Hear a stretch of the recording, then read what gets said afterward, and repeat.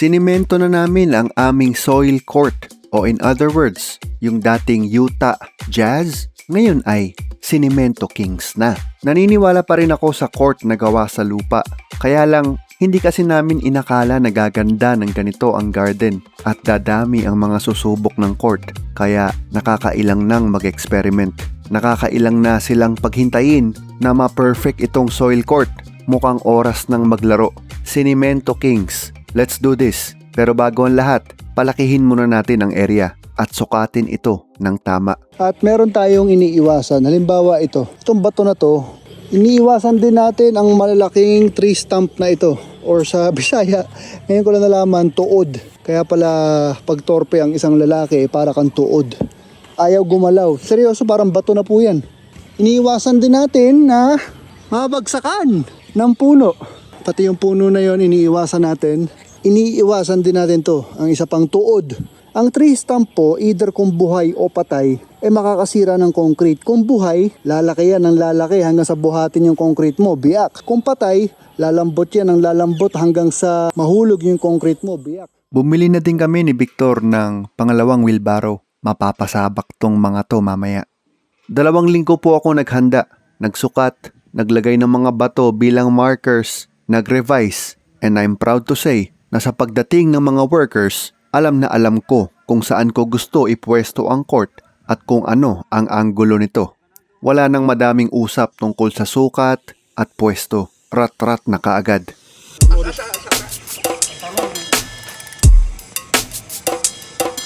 Ganito pala mag-squala, guys. Usa ang nylon sa nylon rin yan na.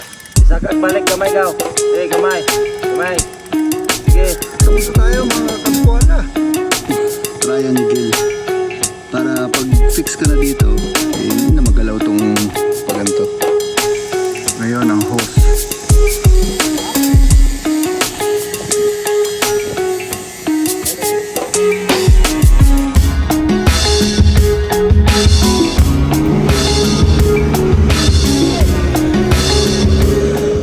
Ito na ang mga materyales. In the spirit of transparency, 62,000 pesos ang nagastos ko sa materyales. Iba ang vibe ng mga hardware sa Mindanao, napansin ko lang, no? Friendly po sila. Ang isa nga sa kanila, niregaluhan ko pa ng golden lithium. Papaalam lang ako. Paalam! Para sa akin.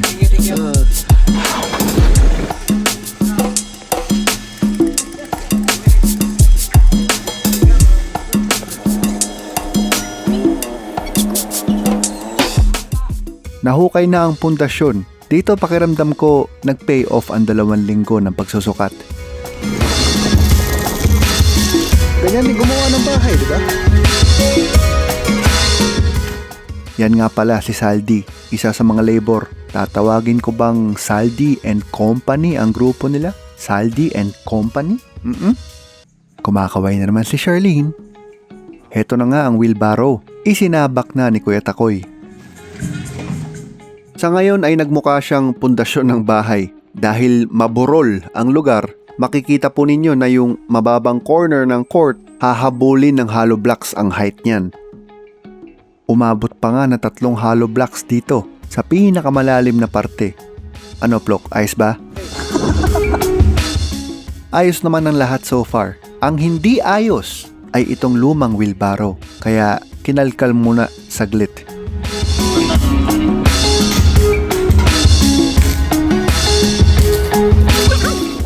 Tapos, game na agad. In action na ulit ang 2 wheelbarrow. Yung luma na green at itong bago na pula. Boom! Ang pinagkukunan ng tambak ay ang munting bundok ng ginibang bahay. Nag-renovate kasi. Dito tinambak ang mga bato. Nag-quarry kami ng konti. At nasa plano ko talaga na gamitin ang mga to para malinis yung gitna namin at para makatipid na rin syempre. Tipid at resourcefulness, yan ang trip namin ni Saldi and Company. Para sa mga hindi na kakayanin ng wheelbarrow, nariyan sina Joey at Aplong.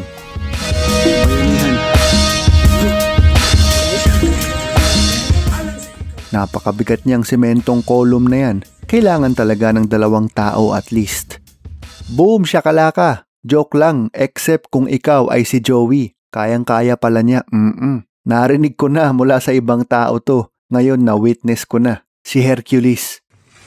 Ito na po yung dating bahay namin. Magdamag lang akong nasa gilid nila. Kahit na bilib ako sa grupo na nahanap namin, syempre magkakaroon sila ng madaming tanong para talagang masatisfy ang aking vision. Yan naman din ang payo ko sa mga may ipapagawang mga project Mas maganda kung nasa site ka din magdamag o di kaya may manager ka bukod sa foreman kaysa yung nagkakagulatan kayo. At habang umuusad ang proyekto ay kinakabahan ako na parang kukulangin ang panambak namin. Kaya kahit masakit, giniba ko na ang bato-batoping ko o yung bang pimpong table na gawa sa bato-bato. Pero kakapusin pa rin yan. Kinakabahan na ako sa dami ng panambak na kakailanganin.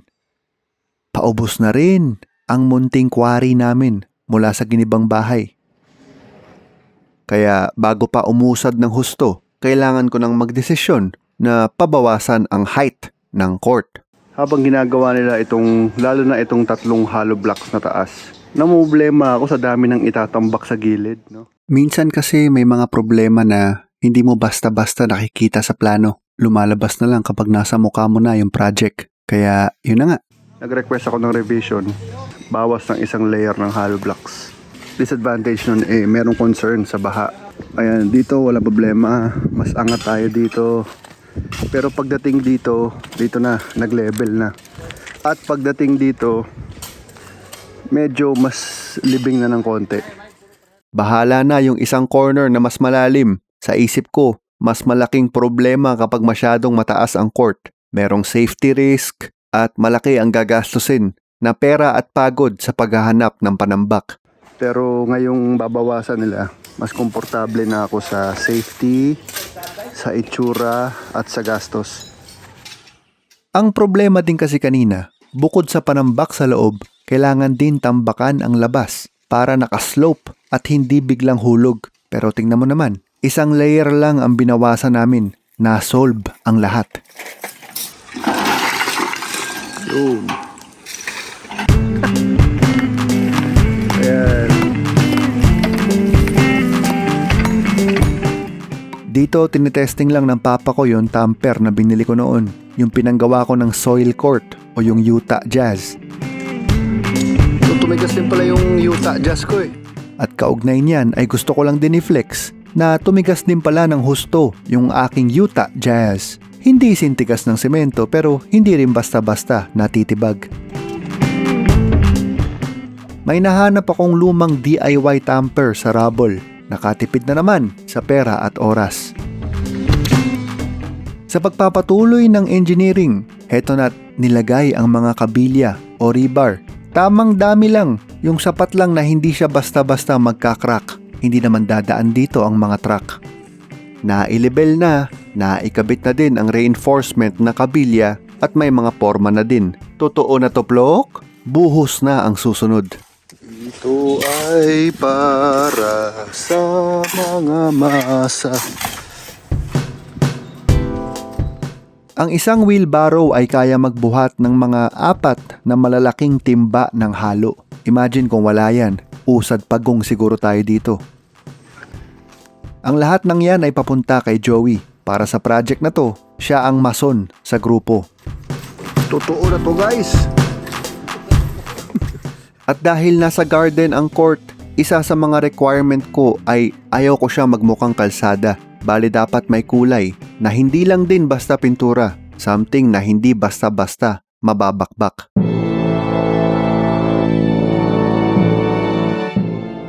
Kaya heto na ang secret powder namin. Red cement o red oxide pigment. Hindi po yan titigas kapag hinalo sa tubig kaya kailangan mo siyang ihalo sa semento. Para ang court ay lumapit sa kulay na pinapangarap ko. Yun bang parang higanting brick?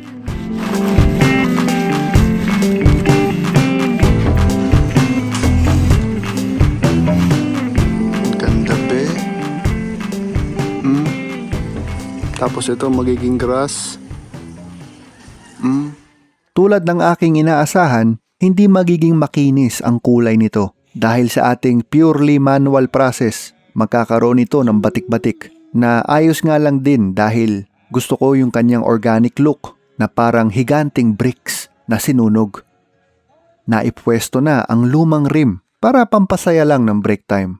Bang! Agoy! Yan ang problema sa ring na nasa poste. Mas masarap talaga kapag nakaabante ang rim at malayo sa poste. Uy, grabe!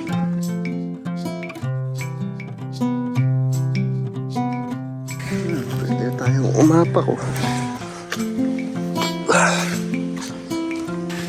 Nasa dulo na guys!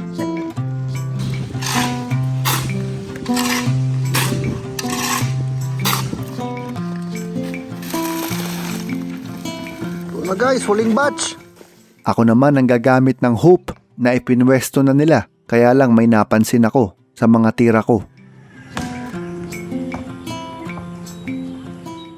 Pumapasok naman, pero naghahabol ako ng bola. Aba, parang di tama to. Pumasok na nga, may parusa pa. Dapat may reward. Kaya sa punto na to, napapaisip na ako. Baka may dagdag na project ako para sa kanila. Ang dagdag na project ay ipa-upgrade na nga natin ng hoop system. Yun bang nakaabante ang rim mula sa poste para may clearance kapag may layup. At yung bang matibay, yung sana pang forever na. D4 na GI pipe na sinugat-sugatan ni Aplong para matupi niya na parang straw ng Chucky. May chocolatey body. By the way, bagong bili ang grinder na yan dahil sumuko na ang grinder ng papa ko sa mga hardcore na project dito sa garden. Butas para sa request ko na hoop system na pang forever. Mabigat, malaki at bawal magkamali. Sobrang mabusisi nitong GI pipe project na ito. Gumawa pa nga sila ng malaking scaffolding para lang maisubo itong tubo sa tasbu at para mas komportable sila mamaya sa mga adjustments. Mabuti na lang din may welding machine ang papa ko at madami pang ibang tools.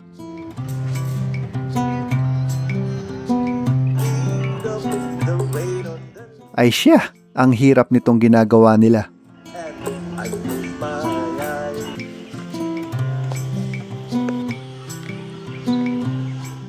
At syempre kailangan pang i-level ang board at rim.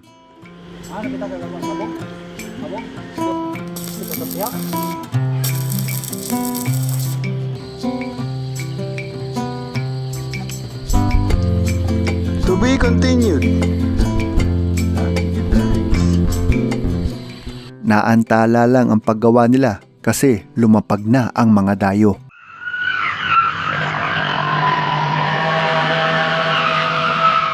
De joke lang. Ito rin kasi yung mga panahon na natututuhan kong gumamit ng Grok, yung bang AI. Pagdating sa malalim na pundasyon, hindi na pwede gamitin yung mga rubble mula sa bahay na nirenovate. Dapat natural na bato ang ihahalo sa semento. Dahil ang isang hoop system ay structural na po, madalas mag-vibrate at susubukin ng hangin.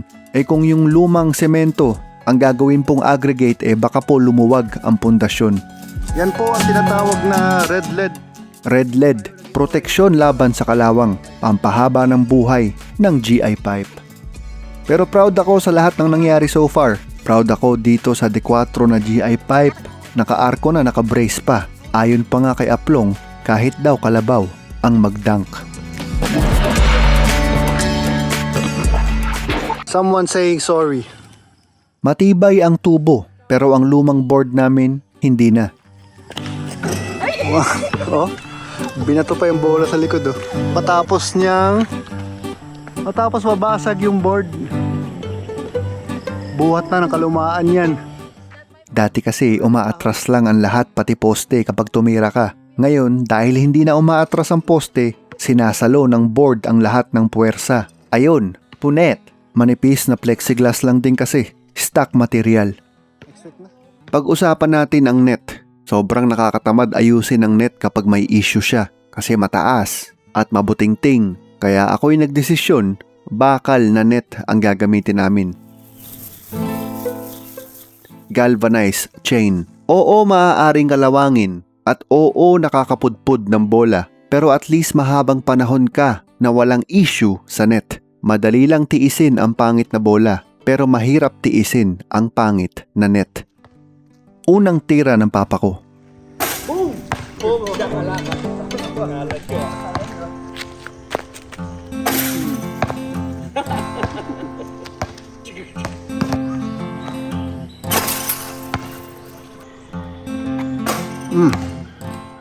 Naisip ko na din ituro sa kapatid ko ang tamang long shot. Dati kasi tinuruan ko siya mag-layup, sabi ko patamain niya sa square. Kaya lang, nadala niya ang habit hanggang sa long shot. Kailangan natin i-correct yun. Kasi dati, tinuruan ko siya patamain sa square. Pag malapit lang nag-a-apply yun. Kasi dati, ganyan siya. Dapat ganun. Ganyan, ganyan. The spin. This is the guide, this is the force. Yes, correct. You should see the ball like that. The spinning. Spinning and then Follow through. follow through. Yun na! Makikita nyo na ngayon, sina Kuya Takoy na naglalaro ng pickleball sa lumang net. Nabubuking tuloy ang buong master plan ko para sa court na to.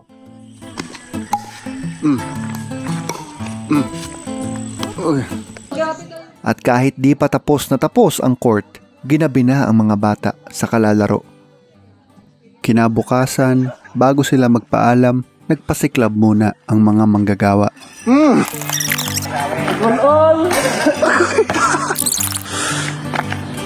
Bang! La!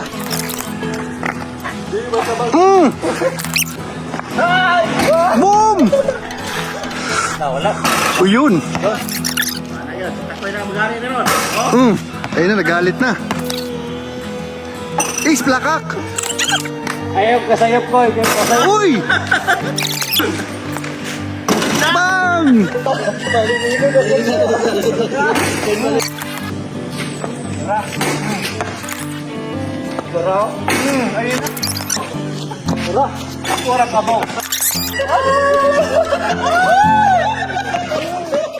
Sa punto na to, umalis na ang mga workers. Sina Joey, Aplong at Saldi. Malaki ang pasasalamat ko sa kanila. Na-extend pa sila dito at kailangan na nilang pumunta sa kanilang susunod na kliyente. Maraming salamat sa uulitin.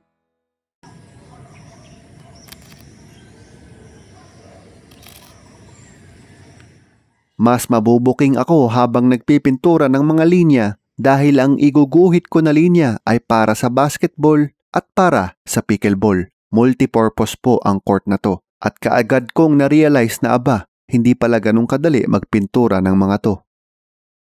Nakakangalay ang mga diretsong linya pero mas mahirap ang kurbadang linya ng 3-point line. Nakakatakot magkamali. Oras ng markahan ng 3-point line. Ito pong puting linya na to ang ilalim ng board. At ito, syempre, ang gitna. At sa gitna na yan, meron po tayong nakanut po yan, nakatali. Para kahit saan anggulo tayo pumunta, yan po ang kanyang anchor. At dalawang malaking bato. Dahil hihila-hilain mo yan eh. At ito ang aking chalk. May kasama na tong tansyahan, guys. Pakiramdaman kung gaano nakalakas ang paghila mo. Kaya magchuchok ka muna. Tapos tingnan mo mamaya kung okay ba ang itsura. After nito, eyeball na lang. Okay? Ayan na guys, meron na tayong chalk line. Bako-bako pa sa ngayon, but I have a plan. Huwag mag-alala.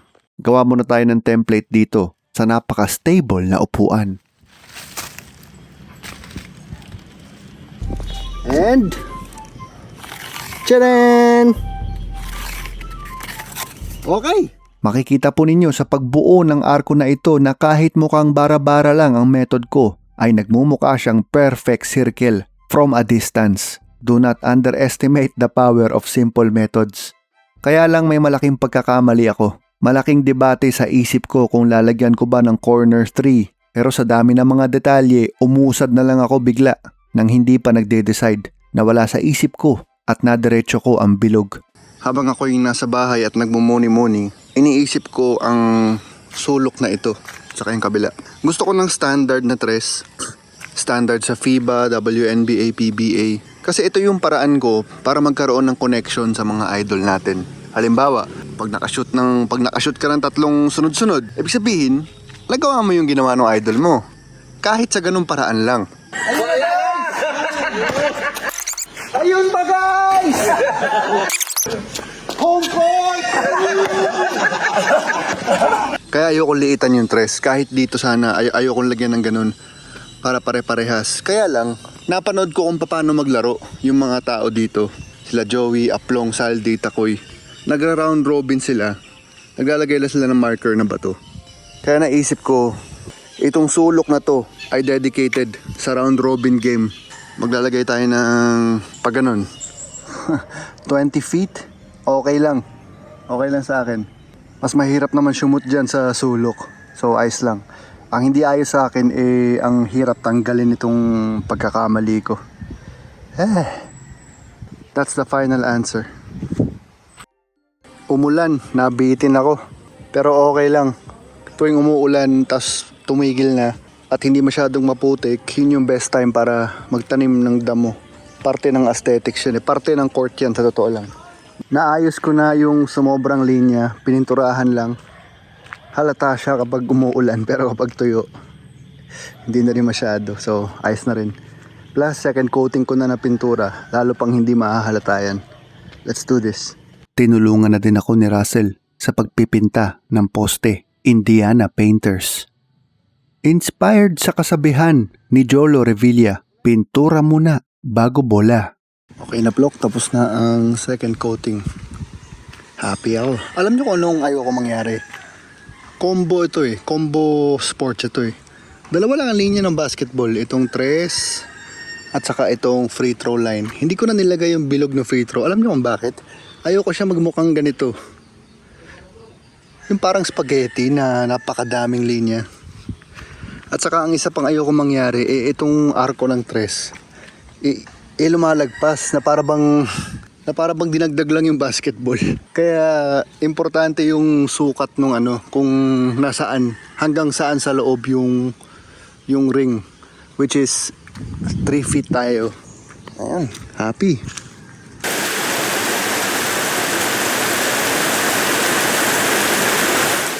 Pagtapos ng ulan, may mga naglaro ulit at ang board, nasa na yung nahulog? Kung mahirap ayusin ang mga issue ng net, ay mas mahirap ayusin ang issue ng board. Bakit kaya?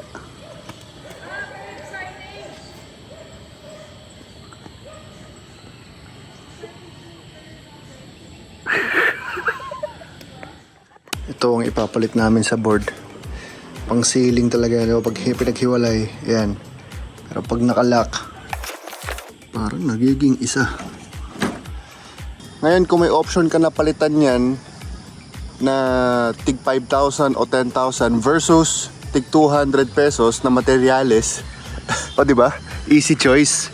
Ano po siya, pang ceiling na twin wall, PVC yung kanyang material. Ang tanging worry ko lang sa kanya ay kung katagal ba siya sa araw. Kung gaano katagal siya sa araw.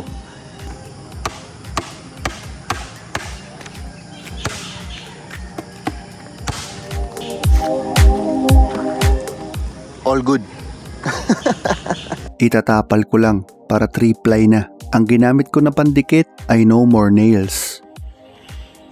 At kailangan mo lang pumorma na idadaktak mo kunwari ang board.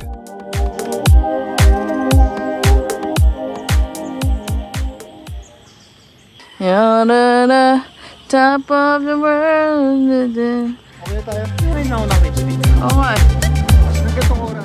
And the moment of truth, testing na.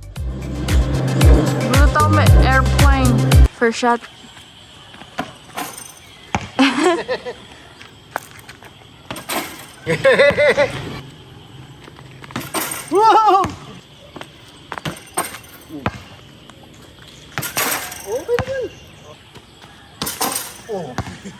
Guys, it worked. Hindi po ako makapaniwala na gumana yung ginawa namin. Woo! Upang tuluyan ko lang mabuking ang aking sarili, 1 year ko nang sinasabi na darating ang pickleball sa garden na to. At heto na nga, dumating pa ang net mula sa Lazada. Para na talaga tayong si Iron Man sa panahon ngayon. Dahil sa online shopping, para bang lumilipad papunta sa ating kamay ang mga materyales. O tara, testing na!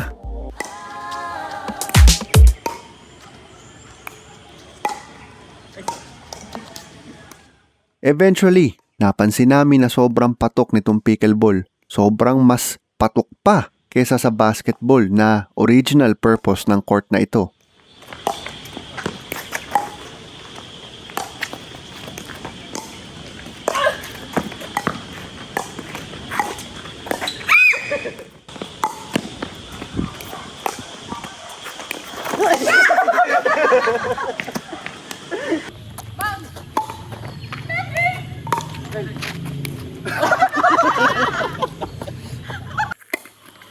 Yours, mine na lang.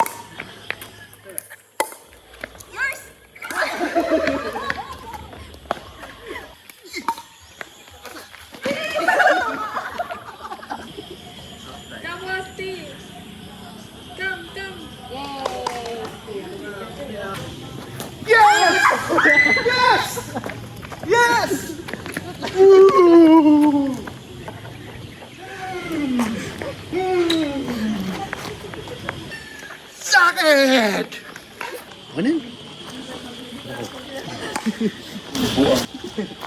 Nagkaroon ng rason para makasalo namin ang mga taga-Osamis. At kasabay ng improvement ng court, ang improvement ng buong garden, AR Garden. Hopefully, maaliwalas para sa mga naglalaro.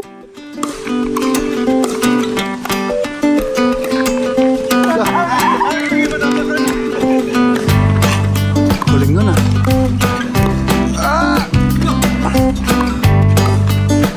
Bye-bye! Ay.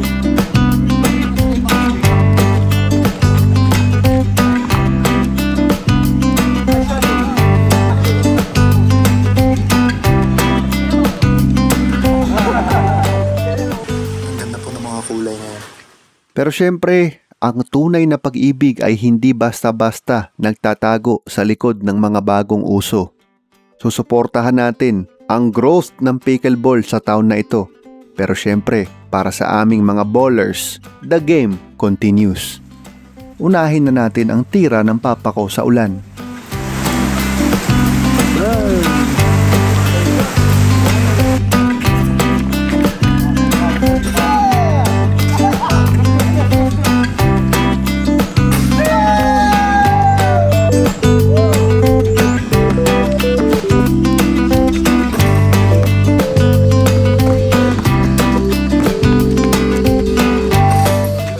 At bago ko kayo bitawan, bilangin muna natin itong field goals ng pinsan ko sa isang game namin.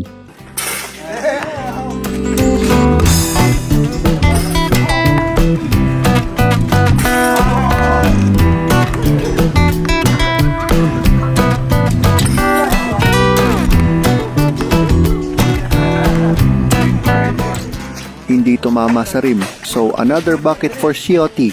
5 out of 5. Narito ang tanging mintis ni Shioty at nahulaan pa niya na magmimintis. Patay ang butiki sa akin. Bale, bucket na naman for Shioty. 6 out of 7.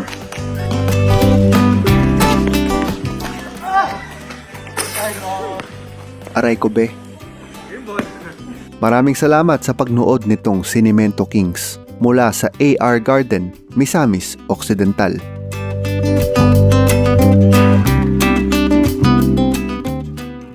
Jump, balero.